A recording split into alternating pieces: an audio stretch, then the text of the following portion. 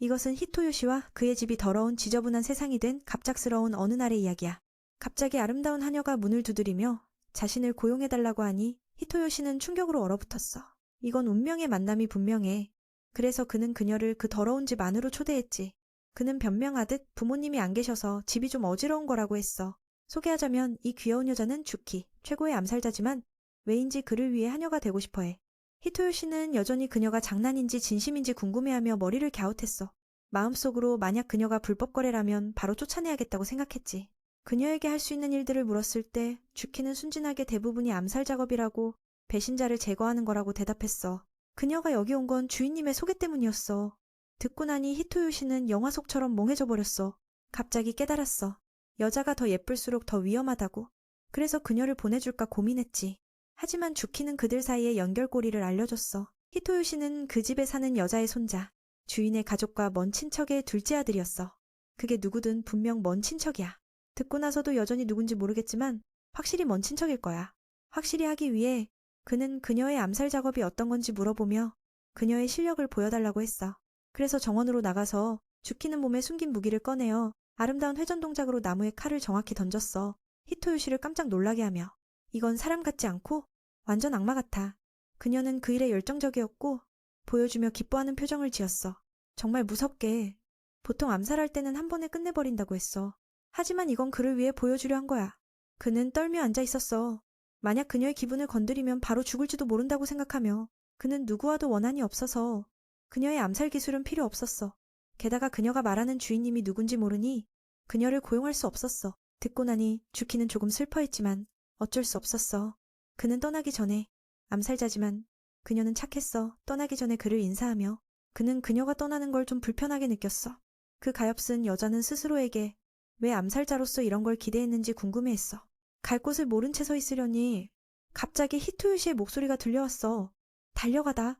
그는 그녀가 떨어뜨린 종을 돌려주러 왔지만 달려가다 조심하지 않아서 자동차에 부딪힐 뻔했어. 본능적으로 주키는 말없이 달려가 그를 구했어. 다행히 다치지 않았어. 그녀의 얼굴은 아름다웠고 그를 걱정하는 눈빛이 감동적이었어. 이건 그녀가 처음 사람을 직접 구한 거라서 심장이 빨리 뛰었어. 이유를 모르겠지만 히토요시는 그녀의 머리 장식종을 돌려주고 그녀를 배웅했어. 몇 초 후 그는 마음을 바꿔서 청소할 사람을 찾고 있으니 그녀가 할 수 있겠냐고 물었어. 그래서 그들은 집으로 돌아와 그녀의 무기 수집에 대해 이야기했어. 전설처럼 칼은 인류의 첫 번째 도구야. 사용법은 간단하지만 효과는 대단해서 한 번에 목숨을 앗아갈 수 있어. 갑자기 히토요시는 자신이 바보 같다고 느꼈어. 암살자를 함께 살게 하다니? 그는 다시 설명했어. 이제 그녀는 청소만 하면 충분하다고. 그 하녀는 착각해서 그게 사람을 죽이는 일인 줄 알았어. 그는 서둘러 설명했어. 그건 암살자 용어일 뿐. 여기서는 집을 청소하는 거라고. 와, 큰 쓰레기 봉투를 가리키니 주키는 그게 시체를 넣는 곳인 줄 알았어. 마음속으로 그는 위험하지만 그녀가 자신을 구했으니 나쁜 사람은 아니라고 생각했어. 문제를 이해한 후 그녀는 순진하게 물었어. 집일을 잘하면 여기 남아있을 수 있나요? 문제는 그녀가 칼 외에는 아무것도 만져본 적 없어서 좀 서툴렀어. 자신이 쓸모없다고 느꼈을 때 그녀는 사과하며 다시 쫓겨날까봐 두려워했어. 암살 기술은 정말 최고였어. 미끄러져도 넘어지지 않았지.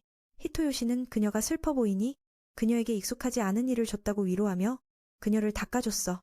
그건 그녀의 마음을 사로잡았어. 암살자로서 아무도 그런 적 없었으니까. 그는 약속했어. 그녀를 쫓아내지 않고 도울 테니 더 나아지게. 지시를 받은 후 그들은 함께 거실을 깨끗이 했어. 히토요시는 그 아름다운 여자에게 감사를 전했어. 그녀를 기쁘게 하며. 식사 시간에 그는 하녀에게 음식을 할 줄 아남으로써 그녀의 슬픈 얼굴을 보니 못할 줄 알았어. 먼저.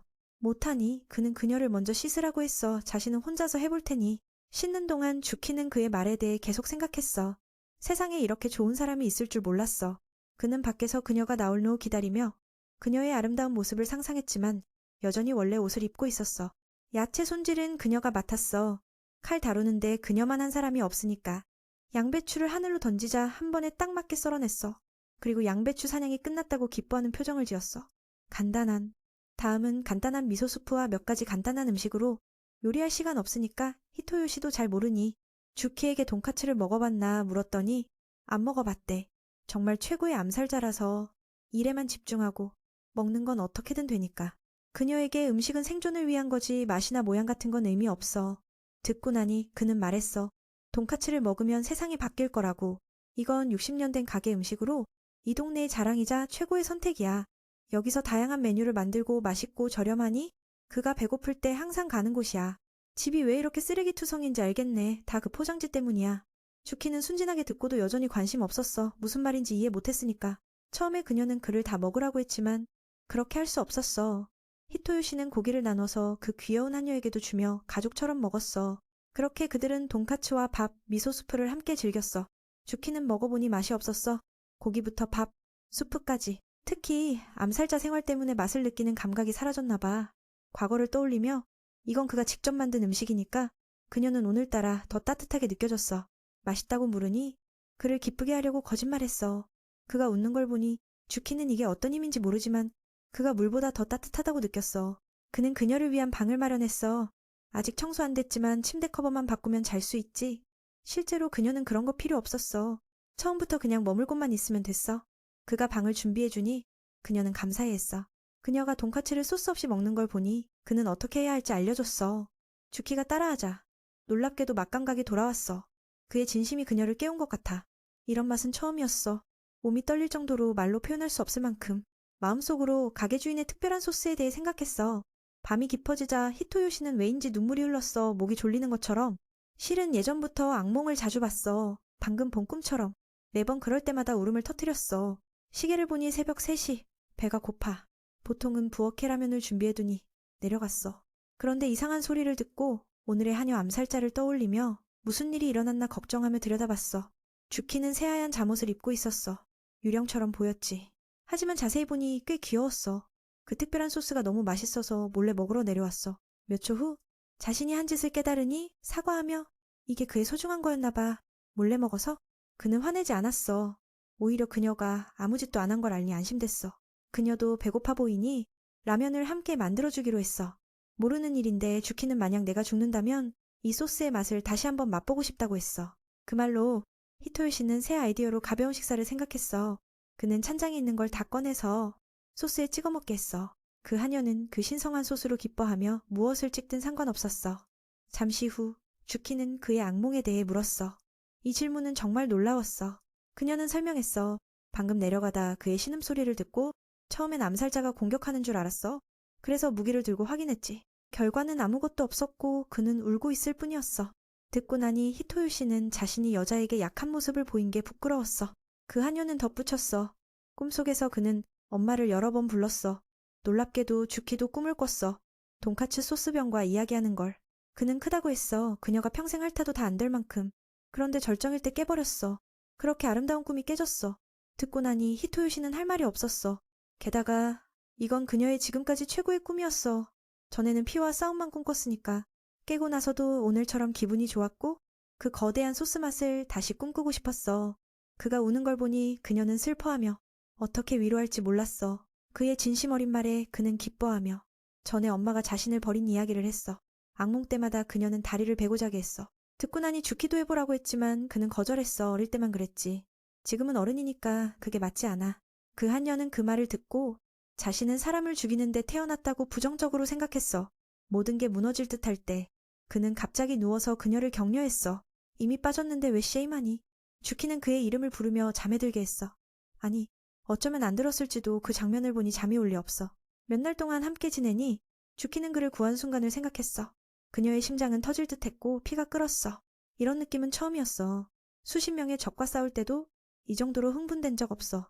몸이 스스로 움직였어. 히토요시가 왜 그런지 모르겠지만 일어나 보니 집이 깨끗해졌어. 그래서 그녀는 기뻐하며 칼로 나무를 썰었어. 주키는 공간을 훨씬 줄였어. 그는 그 여자에게 감사하며 이제 집이 어지럽지 않을 거라고 했어. 쓰레기를 버리러 나가니 갑자기 문 앞에 귀여운 개가 놓여 있었어.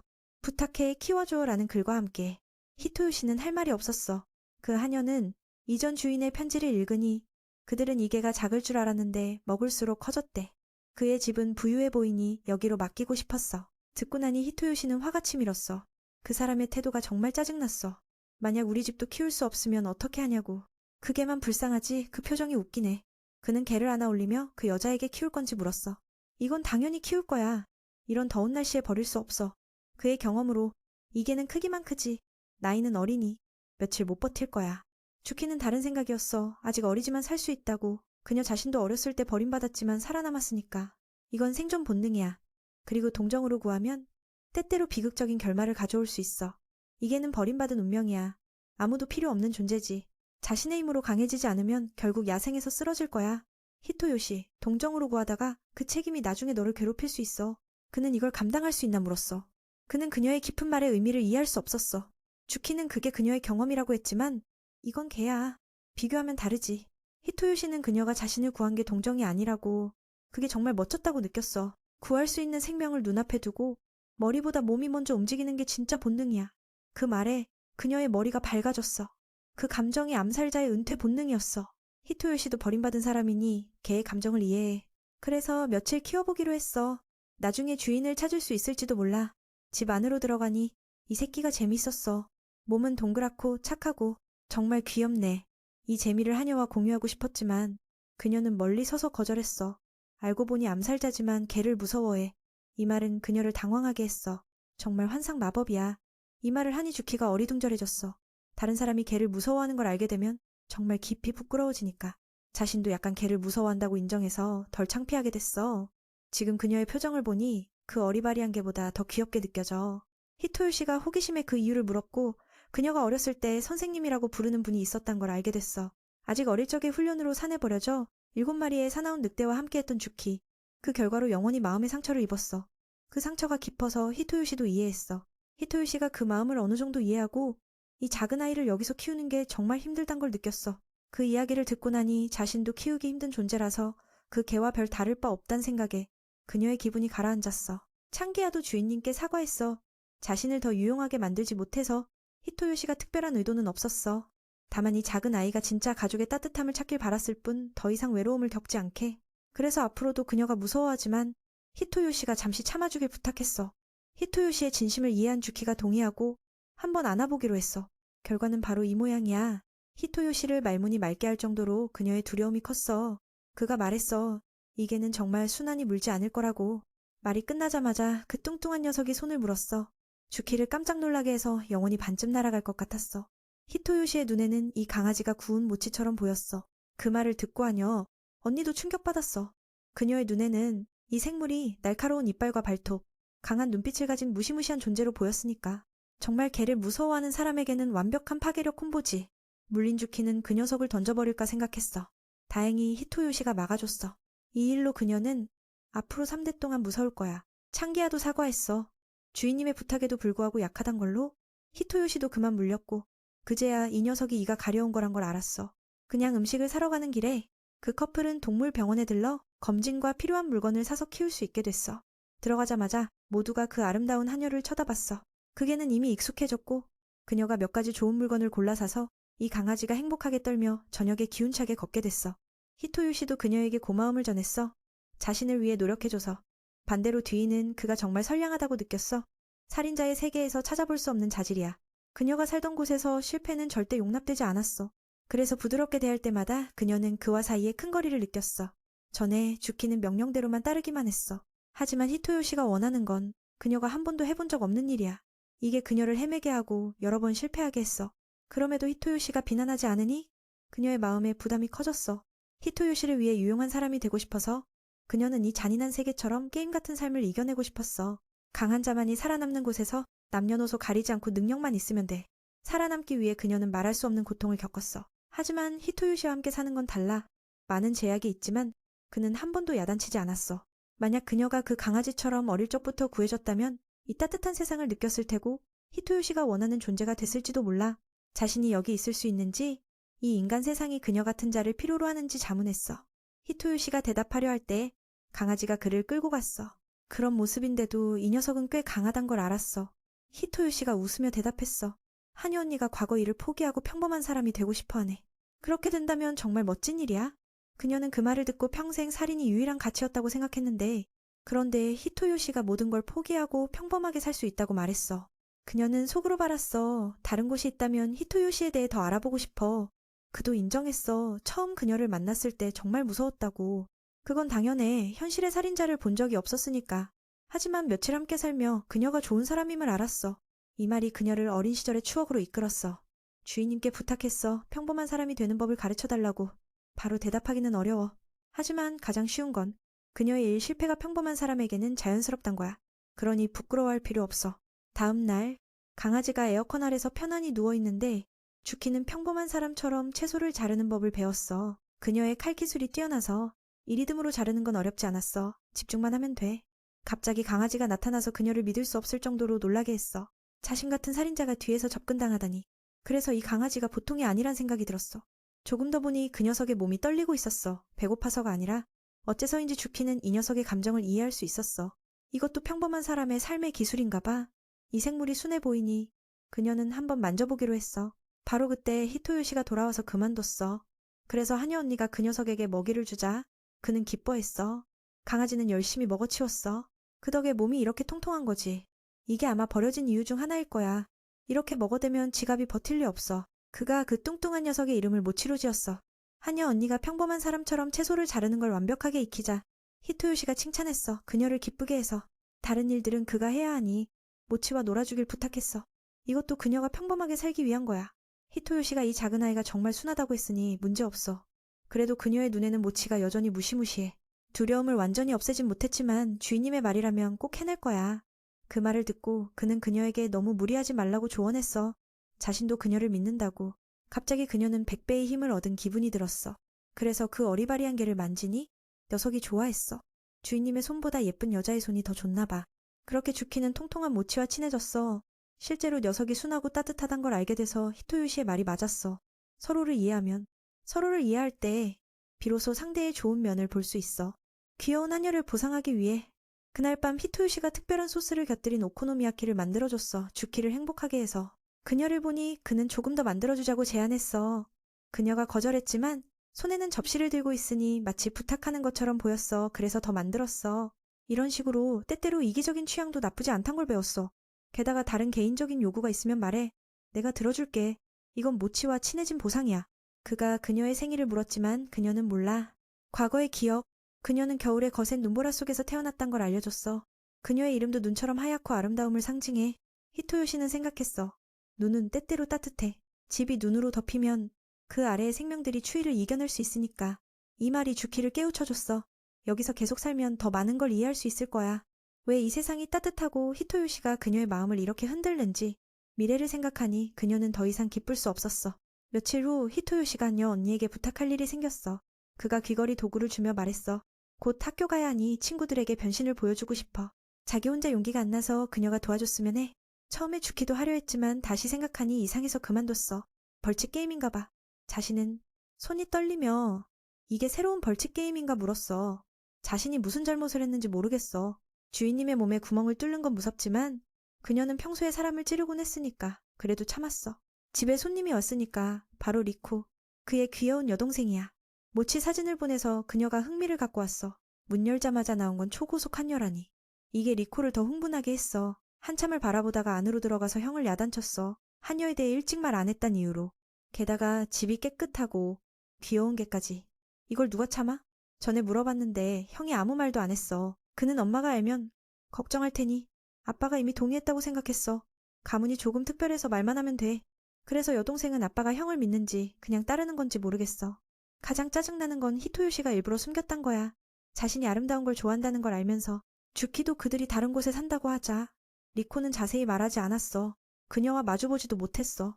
이게 바로 하녀에 대해 말하지 않은 이유야. 듣고 나니 그녀는 히토요시를 더 괴롭혔어. 너무 속이려 했단 이유로. 그 후에 서로 익숙해졌어. 리코는 자신을 지혜로운 리코라고 소개해서 그녀가 기억하게 했어. 그녀의 이름을 묻자 주키는 살인자 시스템의 주키라고 했어. 이게 히토요시를 말문맑게 했어. 그녀가 이 문제를 숨기지 말라고 안 일렀단 걸 깜빡했어. 리코가 놀랄 줄 알았는데 오히려 그녀를 최고의 사람으로 여겼어. 그래서 서명해달라고 했어. 신나서. 쓰는 법을 몰라도 주키는 이름을 그려서 여동생을 기쁘게 했어. 그녀를 보니 살인자 같지 않고 그냥 귀족 아가씨처럼 느껴졌어. 그냥 앉아있으니까 이미 치명적인 아름다움이 흘러넘쳐. 그린 후에 두 형제는 예상과 달라서 충격받았어. 그래도 서명했으니 감사하고 그녀의 글씨를 칭찬했어. 정말 독특하다고. 거기서 쓰는 법은 몰라도 그녀의 외국어 실력이 최고란 걸 알았어. 살인자 직업 때문에 여러 언어를 배웠고 지금은 12개 언어를 할 수 있어. 서명할 때 초등학생처럼 부끄러웠지만 리코는 그게 오히려 더 귀엽다고 생각했어. 듣고 나니 하녀도 더 기뻐졌어. 갑자기 리코가 아이디어를 냈어. 여름 방학에 그녀를 연구 주제로 삼고 싶다고. 히토요시가 막을 수 없어서 머리를 쥐어뜯었어. 그 애가 무슨 짓을 할지 모르겠네. 주키의 의견을 묻자 당연히 동의했어. 리코가 주인님의 여동생이니까. 그 애의 첫 번째 바람은 그녀의 살인자 본능을 보는 거야. 듣고 나서 나는 경고했어. 그래는 이상한 거 쓰지 마. 리코는 알았어. 그냥 그녀를 아름다운 살인자 하녀처럼 비유할게. 그 말에 주키가 두 형제를 정원으로 데려가서 보여줬어. 여동생의 머리에 사과를 올려놓고 그녀가 공중으로 날아다니며 무기를 던지니 완벽하게 명중했어. 히토요시는 이 광경에 심장이 덜컥했지만 여동생의 멍한 얼굴을 보니 괜찮을 거야. 그 애가 물었어. 하녀 언니가 그 칼을 어디서 꺼낸 건지. 그녀는 오단에 무기를 숨긴다고 했어. 평소에는 16개지만 히토요시가 말려서 지금은 5개만 가져. 하나가 가슴 뒤에, 다른 4개는 치마 아래. 각 다리 2개씩. 언제든 꺼내 싸울 수 있어. 치마를 올리는 걸 보니 히토요시가 더 파고들지 말라고 막았어. 게다가 그녀의 몸에는 귀여운 장신구도 많아. 예를 들어 종처럼. 리코가 물었어. 살인자로서 불편하지 않냐고. 주키는 설명했어. 적들이 종소리를 듣는 순간 이미 숨이 끊어지니까 괜찮아. 이 말에 리코는 그녀를 더 멋지게 느꼈어. 따라하고 싶어졌어. 너무 재미있어서 배가 고파졌어. 리코에게 음식을 만들어주고 싶어. 알아서 웃으며 말했어. 리코가 하녀 언니가 음식을 해주길 원했어. 그녀의 전문을 묻자 채소 자르는 게 요리인가 싶었어. 바로 여동생에게 보여줬어. 지금까지 할 수 있는 최선이었으니까 요리는 대부분 내가 하거나 사는 거야. 채소 자르는 효율을 깨우치고 나서 주키는 맛있는 채소 접시를 완성했어. 하지만 리코가 배추만 먹을 순 없어. 그래서 우연히 햄버거 가게로 갔어. 여름축제 불꽃놀이 포스터를 보니 오늘부터 시작된단 걸 알았어. 히토요시가 반대하지 않고 하녀 언니에게 축제에서 좋아하는 신성한 소스를 곁들인 떡을 즐길 수 있다고 했어. 그 말만으로 주키의 입에 침이 고였어. 주인님에게 가자고 애원했어. 기분이 훨씬 좋아졌어. 동의하니 그녀의 마음이 훨씬 밝아졌어. 리코는 기뻐서 하녀 언니의 손을 잡고 놀러갔어. 먼저 사격장으로 갔어. 인형을 따려고 했지만 리코는 못했고 하녀 언니는 더 나빴어. 그녀는 진짜 살인자지만 총은 무서워하니까. 다음은 재미있는 생선 잡기 게임. 주키가 많이 잡아서 주인은 충격받았고 여동생은 비법을 물었어. 그녀를 대가처럼. 그녀는 목표와 숨기고 빠르게 끝내라고 했어. 그렇게 끝났어. 여동생의 손을 잡고 가르쳤어. 이 장면도 꽤 괜찮아. 히토요시 주인님의 부드럽고 친절한 누나가 있어서 그녀 자신도 이런 칭찬을 받을 줄 몰랐어. 잠시 후 그들은 쌀빵 가게에 도착했는데 여기엔 귀여운 소스가 가득해. 그들도 빵에 소스를 듬뿍 뿌려서 그녀가 기쁨에 넘쳤어. 리코는 그 귀여운 누나의 취향인 이 소스를 알면서도 놀랐지만 맛있게 먹기만 하면 돼. 유키의 먹는 방식도 재미있어. 마치 다람쥐처럼. 그 작은 여동생이 웃음을 터뜨렸어. 히토요시가 그 얼굴을 보니 말할 수 없어. 가게 주인이 그녀가 맛있게 먹는 걸 보고 기뻐서 수고가 보답받은 듯 소스 한 병과 빵 가방을 선물했어. 유키가 기쁨에 차올랐어. 여동생이 물 사러 가서 만약 다른 데로 가면 못 찾을까봐 걱정됐어. 그래서 근처에 앉아 기다렸지만 왜인지 그 애가 안 돌아와. 이게 유키가 축제의 즐거움을 처음 알게 된 순간이야. 이전에 이런 때 임무를 했지만 지금처럼 아니었어. 불꽃놀이가 터지면 그녀의 목표가 사라지곤 했지. 축제의 자동차와 밝은 분위기가 말로 다 표현할 수 없는 외로움을 가져왔어. 히토요시가 뭔가를 깨달은 듯 했지만 이미 일어난 일이라 어떻게 위로할지 몰라. 바로 그때 불꽃놀이가 하늘로 올라가 그 하녀는 이 정도로 아름다울 줄 몰랐어. 그동안 왜 몰랐을까? 모두가 곁에 있어줘서 이런 기쁨을 느낄 수 있었어. 그때 리코가 새 병에 물을 가지고 돌아왔어. 그냥 그 자리에 앉아 여름축제의 분위기를 함께 즐겼어. 하녀 누나가 미소 짓는 걸 보니 갑자기 마음이 설레네. 아마도 그 사람을 좋아하게 된 거야? 그래서 그런 기분이 들어. 마침내 불꽃놀이가 끝나서 세 사람은 손을 잡고 집으로 갔어. 리코는 오랜만에 오빠와 이렇게 놀아서 만족했고 쌀빵과 소스를 집으로 가져왔어. 그 애의 기록에 따르면 유키가 8개의 빵을 먹었으니 오늘은 더 먹지 못하게 금지됐어. 그녀도 순순히 따르겠다고 해서 히토요시가 어이없어. 누가 누나 누가 동생인지 모르겠네. 갑자기 도둑 한 명이 위험하게 차를 타고 지나갔어. 다행히 유키가 있어서 그 여동생이 안전했어. 아니면 그놈의 희생양이 됐을 거야. 그 작은 여동생은 공주님처럼 아름다운 사람에게 안겨서 행복해 미칠 지경이야. 슬프게도 유키의 쌀빵 가방과 소스가 망가졌어. 히토요시는 그런 놈들이 너무 가증스럽다고 처벌받아야 해. 누구건 건드리지 말았어야지. 유키의 음식을 망가뜨린 데다 내 말까지. 그 암살자는 뭔가 해야겠다고 생각했어. 그녀는 진지 모드로 전환해서 지름길로 그 도둑을 쫓아갔어. 베테랑 암살자의 속도로 그녀는 쉽게 따라잡을 수 있어. 더 중요한 건 히토요시가 막지 않으면 그놈이 죽을지도 몰라. 그의 반대로 그 여동생은 엄청 흥분했어. 하녀 누나가 그 악당을 다루는 걸 보고 싶어서 오빠가 할 말을 잃었어. 여자들은 왜 암살자와 싸움을 좋아하는지 모르겠어. 그래서 그들도 지름길로 쫓아갔어. 유키가 사람들 앞에서 무슨 짓을 할지 걱정돼서. 그때 그녀가 칼을 던져 바퀴를 터서 도둑이 나뒹굴었어. 하녀가 천천히 다가가지만 목숨을 노리는 게 아니라 그냥 머리에 한 대 때려서 처벌하는 거야. 히토요시가 죽이지 말라고 막았어. 이 일은 경찰이 마무지게 할게. 하녀, 누나가 그렇게 기뻐하니 그 애가 다시 쌀빵 사러 가자고 해서 그녀의 공로에 대한 보상으로 그 일로 인해 두 오빠 자매가 걱정돼서 여동생을 안전하게 집까지 데려다주고 싶어. 그 애는 강한 척했어. 오빠 보호 필요 없다고. 하지만 오늘 정말 재미있었어. 자유보고서에 다 쓰고 싶어. 유키도 학교 가는 날에 대해 물었는데 숙제 안 한 적 없어. 이건 어쩔 수 없지. 태어나서 사람들처럼 학교 다닌 적 없으니까. 그 여동생이 학교 가는 게 재밌다고 하니 친구들 이야기까지 그 애도 부러워했어. 그때 리코가 엄마한테서 메시지를 받고 오빠를 재촉했어. 빨리 가자. 오늘 그 한녀는 많은 걸 배웠어. 여동생의 말처럼 사람들이 하는 일로 학교 가고 싶어졌어. 갑자기 히토요시가 그 사람의 나이를 모른다고 생각났어. 만약 학교 갈 수 있게 해주면 좋겠어. 그래야 친구를 사귈 수 있으니까. 그래서 입학시켜보기로 했어. 그게 평범한 사람이 되는 방법이야. 신이 바뀌어 얼마 후 히토요시는 새 학기를 시작했어. 여름방학의 변화 후 반 친구들이 이 마을에 아주 예쁜 하녀가 있다고 수다 떨었어. 듣고 나니 거의 숨이 넘어갈 뻔했어.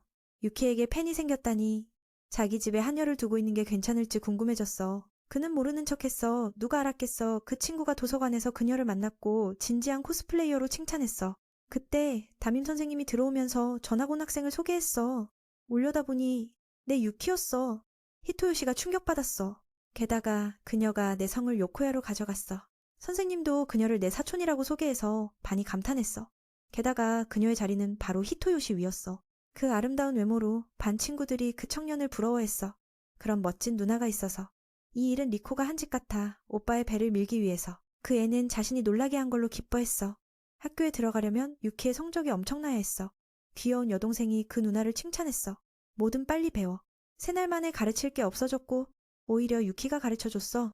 진짜 최고의 하녀야. 히토요시는 학교 가는 게 그녀에게 즐거운 걸 알았어. 그가 물었어. 어떻게 내 성으로 등록했는지. 서류 같은 게 필요할 텐데. 가장 중요한 건 비밀 유지야. 유키가 대답했어. 먼저 입학은 지하 세계의 인맥으로 했고 가족 배경은 리코의 아이디어야. 내 가족이라고 하면 쉽게 받아줄 거라고. 그리고 맞아. 나이 차이 많아도 그녀는 주인님과 같은 반에 들어가고 싶었어. 함께 있고 섬길 수 있게. 이것도 리코의 아이디어야. 재미있어서. 마지막 비밀 유지도 리코의 아이디어야. 오빠를 놀리는 게 재밌다고. 듣고 나서 그는 여동생을 한 대 때렸어. 유키가 화났다고 생각했어. 그는 설명했어. 화난 건 아니고 그냥 충격이었어. 하지만 이렇게 된 게 좋네. 하녀 누나가 평범한 삶을 꿈꾸는 걸 알았으니까. 다음 날 반 친구들이 점심 사러 몰려갈 때 유키는 평소처럼 쿠타빵을 먹고 싶어 했어. 히토요시는 편의점에서 먹을 거야. 그녀가 먹고 싶어 하니 그는 따라줬어. 그 빵은 학교에서 희귀한 물건이야. 빨리 안 가면 없어질 테니까. 듣고 나니 유키의 눈이 빛났어. 마치 보물을 사냥할 듯. 나는 다른 학생들의 속도가 엄청난다고 말했어. 그리고 만약 된다면 검은 쿠타 샌드위치를 사고 싶어. 우리 반 위치가 식당에서 가장 멀어서 경쟁할 수 없어. 듣고도 하녀 누나는 포기 안 했어. 그걸 사냥하고 싶어. 그 애가 말했어. 스승님이 가르쳤어. 사냥할 때 양쪽 다 상처 입어도 잡아야 해. 나한테 말했어. 걱정 마. 내가 빵을 가져올게. 바로 유키가 옥상으로 올라갔어. 시야가 맑게 펼쳐져. 히토요시는 막으려 했어. 누가 보면 안 되니까. 그녀는 신경 쓰지 않고 그냥 앞으로 달려갔어. 바람처럼. 주인이 어쩔 수 없었어. 그는 그 먹고 싶은 얼굴이 여동생이 단 걸 볼 때랑 비슷하다고 생각했어. 그는 알았어. 단 걸 먹기 위해 그 애들은 수단과 방법을 가리지 않아. 이게 바로 여자들의 최고 능력이야. 내가 따라갈 수 없어. 이 원리를 유키에게 적용하면 아무것도 빼앗을 수 없어. 이렇게 되면 평범한 삶이 잘못된 길로 가네. 쿠타 경비대가 어딨어? 그때 아래에서 미친 듯이 달리고 있었어. 그들은 가장 강한 다리를 가진 자들이야. 항상 먼저 식당에 도착해서 좋아하는 걸 가져가. 그들의 눈앞에서 모든 게 무너질 테니까. 그들은 끊임없이 연습해. 히토요시는 이 속도로 하녀가 원래 모습을 드러낼까봐 걱정됐어. 하지만 성공한 사람은 독특한 길을 가. 유키는 그냥 뛰지 않고 위로 올라갔어. 과거 암살자의 기술로 그녀는 쉽게 식당에 먼저 도착했어. 자세를 고운 채로 그 애가 들어가서 빵을 사려고 했어. 각 종류 하나씩. 하지만 결국 쿠타나 샌드위치 쿠타만 살 수 있었어. 그래서 유키도 사과했어. 주인님의 임무를 완성하지 못해서. 그 애가 좋아하는 걸 나한테 주려 하니 청년이 거절했어. 나는 뭐든 먹을 수 있어. 네가 즐거우면 돼. 유키가 다시 물었어. 내가 혼자 먹어도 될까?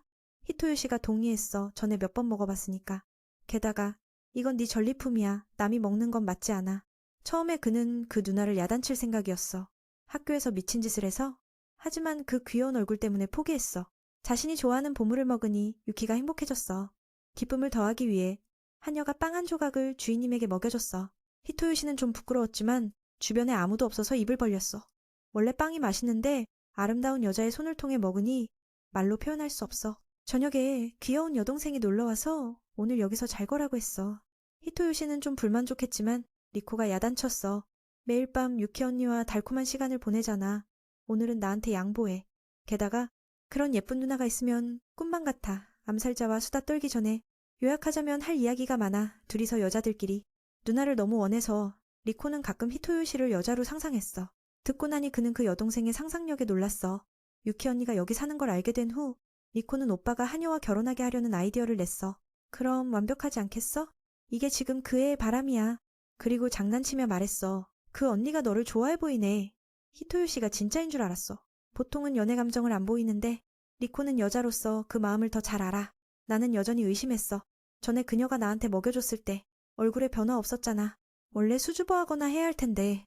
듣고 나서 리코는 이 사랑 사건에 더 확신했어. 하녀가 진짜로 오빠를 좋아해. 이제 18세가 되면 결혼만 기다리면 돼. 그 애는 결혼 선물로 뭐 주면 좋을지 물었어. 히토요시는 그 여동생이 너무 서두른다고 생각했지만 리코는 엄마가 바로 동의할 거라고 했어. 아빠는 모르겠어. 그분은 나처럼 엄격하니까. 서양식과 전통식 결혼식을 하는 게 좋을 거라고 했어. 유키가 나와서 그 오빠 자매가 결혼 이야기하는 걸 물었어. 갑자기 히토요시가 부끄러워서 말 못했어. 리코는 반대로 흥분해서 하녀를 자기 누나로 만들고 싶어. 오빠를 정말 좋아하나? 그녀가 인정했어.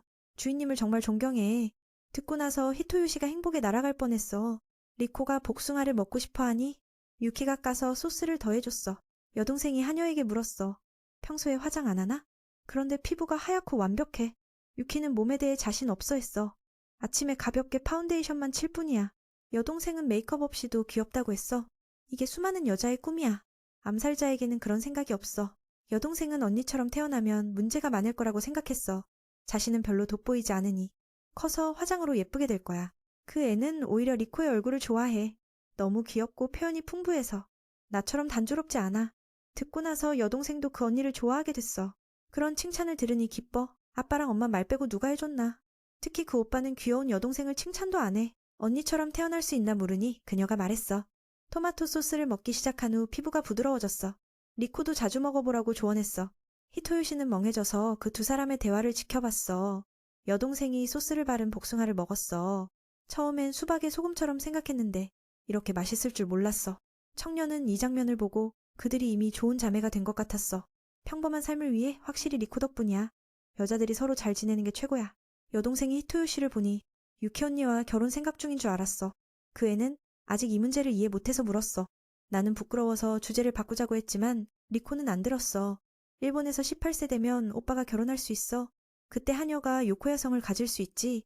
그 여동생이 너무 앞서가니 히토요시는 어떻게 막을지 몰라. 아름다운 아내가 있으면 좋지 않나 물으니? 그건 당연하지. 그를 부끄럽게 했어. 오빠가 동의하니 리코는 이게 두 사람의 선언이라고 생각했어. 다음날 학교 가서 히토요시의 머리는 어제 일로 가득해서 선생님 말씀에 집중 못했어. 결과적으로 분필을 얼굴에 맞았어. 유키가 앞에서 칼로 쪼개서 그의 슬픔이 2배가 됐어. 그녀는 충격받았어. 그냥 분필을 막을 생각이었는데. 클래스 전체가 충격의 파도에 휩싸였고 선생님은 심장이 멎을 뻔했어. 이런 식으로 소송 걸면 감옥행이 현실이 될지도 몰라. 히토시가 혼자서 의무실로 가서 검사를 받았어. 걱정스럽긴 했지만 그건 하녀 언니를 위한 거였어. 또 학교에 들고 가서 안으로 들어가니 예상치 못한 일이 벌어졌어. 오늘은 마루야마 선생님이 없고 대신 새로운 의료요원이에요.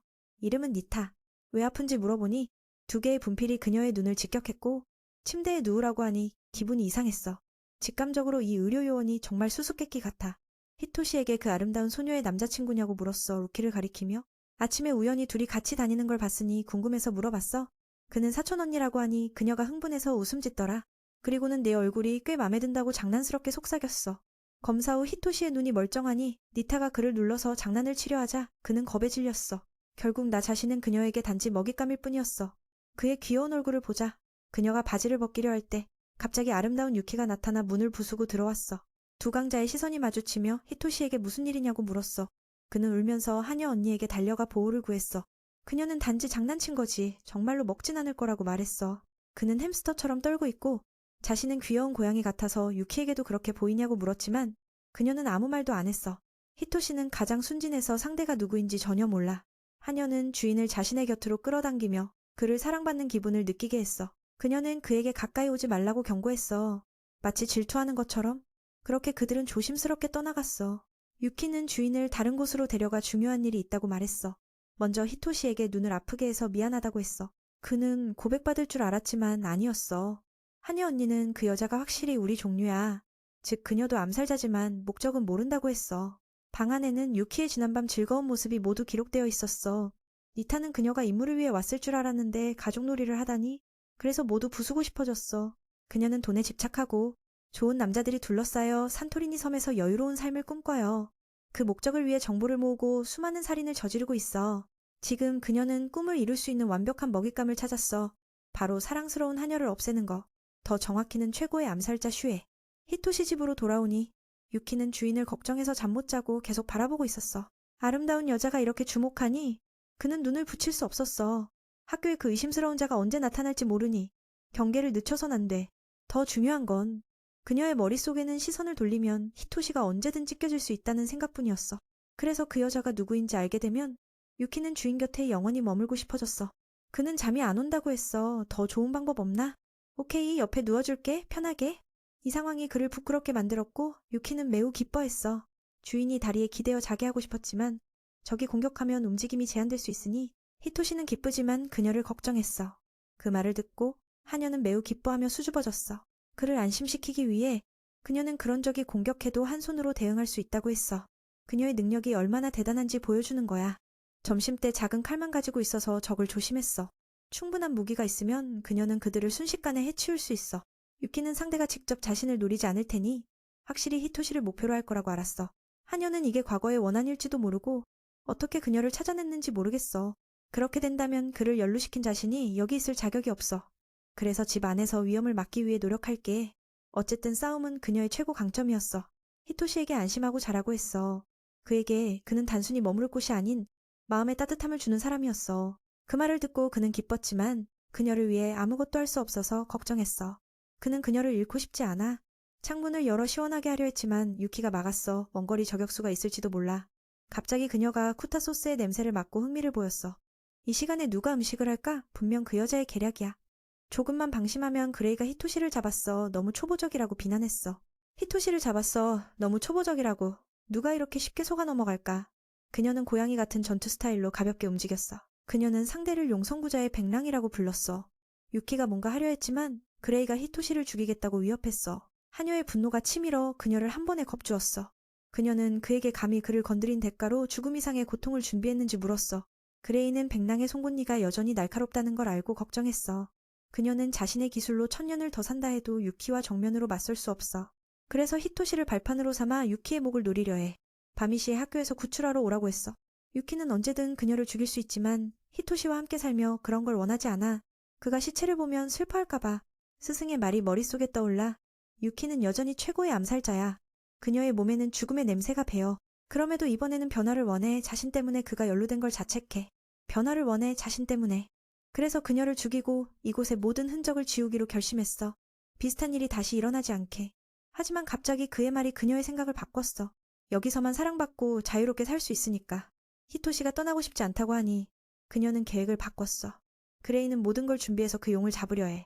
그래서 너무 무섭고 이상하게 보일까봐 그녀는 이게 그에게 딱 맞는다고 느꼈어. 그를 화나게 해. 어떻게 암살자에게 잡혀도 그는 전혀 두려워하지 않아. 마치 태어날 때부터 영웅의 피가 흐르는 것처럼. 그래서 목숨이 위태로운 상황에서도 그레이는 그의 심장을 언제든 부술 수 있다고 위협했어. 이 비극의 원인은 그의 하녀 때문이야. 그 여자 때문에 불운이 그를 따라다녀. 그가 원한이나 슬픔이 있나 물었지만 그의 얼굴은 그냥 멍했어. 두려운 건 아니지만 거짓말일 수 있지만 그는 유키가 구해줄 거라고 믿어. 그래서 지금 할 수 있는 건 하녀를 믿는 거야. 그 말을 듣고 그레이도 그를 칭찬했어. 겉모습보다 훨씬 용감하네. 아마 숨겨진 암살자의 아들이겠지. 슈에를 제압할 수 있으니까. 그에겐 관심 없고 유키를 직접 손으로 부수고 싶을 뿐이야. 그렇게 하면 상금과 명성을 얻을 테니까. 그는 순진하게 슈에가 자신의 한녀를 가리키나 물었어. 그녀가 가장 놀란 건 슈에이와 함께 있으면서도 그녀의 정체를 모른다는 거야. 그가 아는 건 유키가 최고의 하녀 암살자라는 거야. 그레이처럼 업계 사람들에겐 그녀는 괴물이야. 세상에 많은 위험한 자들이 있지만 슈에는 눈도 깜빡이지 않고 사람을 죽여. 유키는 파괴의 기계라고 해도 과언 아니야. 그녀의 정체는 용성구자의 네 번째 자식. 전투력은 용처럼 강하지만 별명은 백랑슈에야. 용성구자는 전 세계에서 온 인재들로 이루어진 가장 위험한 암살자 조직이야. 전해지길 사회가 변하면 그들의 손이 개입된대. 하지만 힘이 너무 크니 적이 많아. 다른 말로 슈에의 머리를 베면 그녀는 유명해져 일과 상금이 늘고 꿈이 현실이 돼. 듣고 나서 히토시는 그녀를 실망한 눈빛으로 봤어. 암살자가 이런 식이구나. 유키는 내 거고 때로는 어리석지만 소스를 주면 정말 귀엽대. 이건 그레이도 인정했어. 처음엔 착각한 줄 알았어. 그래서 3주간 그들을 감시한 끝에 결론을 내렸어. 지금 그녀는 유키가 용성구자의 백랑슈에라고 확신해. 가장 재미있는 건 그들이 정원에서 결혼 얘기할 때 그녀는 그 자리에서 쏘고 싶었어. 그게 너무 짜증났으니까. 알겠지만 히토시는 그날이 정말 즐거웠다고 부끄러워했어. 이제야 그녀는 그가 정말 특별하단 걸 알았어. 어떻게 생사가 걸린 상황에서 이렇게 평온하게 수다 떨 수 있지. 게다가 나랑 그의 진짜 역사가 단순한 겁쟁이가 아니야. 게다가 다른 사람의 마음을 녹이는 재주가 있으니 슈에가 그에게 빠진 이유야. 이게 그레이에게 이점으로 작용할 거야. 사랑이 깊을수록 약해지니까. 이런 세상에서 강한 자가 약한 자를 삼키는 법. 규칙 따위 없어. 목적을 위해 모든 수단을 써. 약속된 시간에 유키가 도착해 구출을 시작했어. 상대가 총으로 쏘았지만 그녀가 반으로 쪼개버렸어. 이 장면은 영화에서나 볼 법한데 유키가 해냈어. 그레이는 덫을 활성화해 유키의 발 아래 폭발을 일으켰어. 그녀는 유키의 2다리를 다치게 했지만 곧바로 그녀를 배려했고 다행히 막았어. 히토시는 하녀 언니를 걱정했어. 상대가 너무 비열하게 싸우니까. 그녀는 주인에게 안심하라고 했어. 모든 게 잘 될 테니까. 듣고 나서 그 여자는 화가 치밀어. 싸우면서도 서로 얘기할 수 있다니.